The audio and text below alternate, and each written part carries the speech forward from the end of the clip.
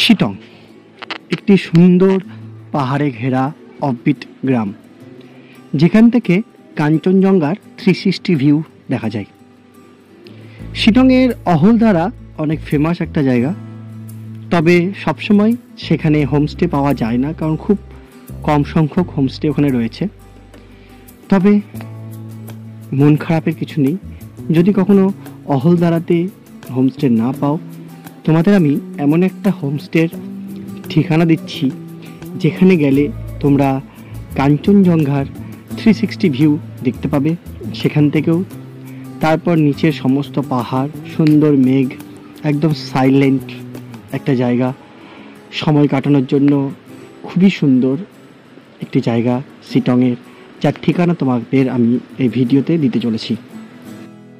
বিভিন্ন ভিডিওতে তোমরা যে ইনফরমেশানগুলো পেয়েছো এই শিটং সম্বন্ধে, আমার ভিডিওতে তোমরা একটু এক্সট্রা ইনফরমেশান যেটা পাবে সেটা হলো ওনারের ডাইরেক্ট নাম্বার পাবে।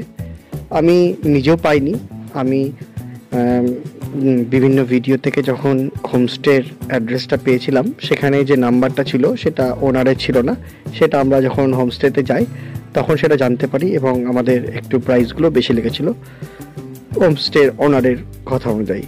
সো তোমরা যদি হোমস্টের ওনারের ডাইরেক্ট নাম্বারটা পাও তাহলে আশা করি একটু কমই হয়তো হয়ে যাবে। যাই হোক, আমার হোমস্টের ওনারের সাথে কোনো যোগাযোগ নেই বা আমি কোনো রকম বিজনেস করছি না, জাস্ট আমরা গেছিলাম সেটা তোমাদেরকে শেয়ার করছি। যাই হোক, হোমস্টের নামটা বলে দিই। হোমস্টের নাম হলো ওয়াকিং ক্লাউড হোমস্টে, আপার শিটং বা শিটং 3।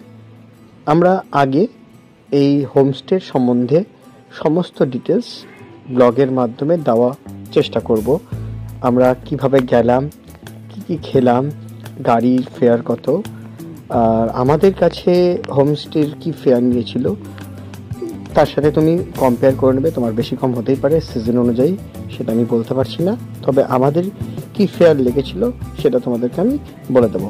সমস্ত খরচা, রাস্তার কন্ডিশন সমস্ত তুমি আগে দেখতে পাবে। ব্লগটা সম্পূর্ণ দেখবে, আশা করি তোমাদের ভালো লাগবে। শুরু করছি আজকের ব্লগ।